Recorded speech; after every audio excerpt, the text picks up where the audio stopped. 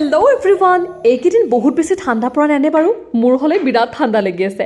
বলক আজি বনাম মাছালা টি। মই ইউটিউব চাই শিকি থৈ দিছিলোঁ, আজি ফাৰ্ষ্ট বনাম। পেনখন গৰম হোৱাৰ পিছত তাত এনেকৈ চেনি দিব আৰু তাৰপিছত লৰাই থাকিব যেতিয়ালৈকে এনেকুৱা হৈ নাযায়। এনেকুৱা হৈ যোৱাৰ পিছতে তাত পৰিমাণ অনুযায়ী পানী দিব আৰু এনেকৈ লৰাই এনেকৈ হৈ যোৱাৰ পিছতে তাত দিব ইলাইচি, ডালচিনি আৰু তেজপাত আৰু চব দিয়া হোৱাৰ পিছত অকণমান সিজিবৰ কাৰণে ঢাকনি মাৰি থৈ দিব আৰু তাৰপিছত যেতিয়া এনেকুৱা হৈ যাব অকণমান সিজি হোৱাৰ পিছত তাত দিব গাখীৰ।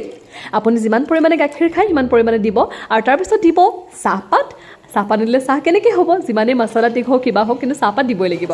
আৰু এনেকৈ লৰাই দিয়াৰ পিছত তাৰপিছত এইখিনি উতলিবৰ কাৰণে উতলাই থাকিব আৰু চাব, কিন্তু বনাই থাকোঁতে একদম ওচৰতে থাকিব, কাৰণ যিহেতু গাখীৰ চাহ, গতিকে কোনখিনি সময়ত উতলি আহি পৰি যায় ঠিক নাই। আৰু চাওক লাহে লাহে ৰংটো কেনেকুৱা ডাঠ হ'বলৈ আৰম্ভ কৰিছে আৰু এয়া হৈ গ'ল মোৰ মছলা টি ৰেডি। এতিয়া মই ধুনীয়াকৈ বাকি লৈছোঁ আৰু মই ধুনীয়াকৈ খামগৈ এতিয়া। Bye bye.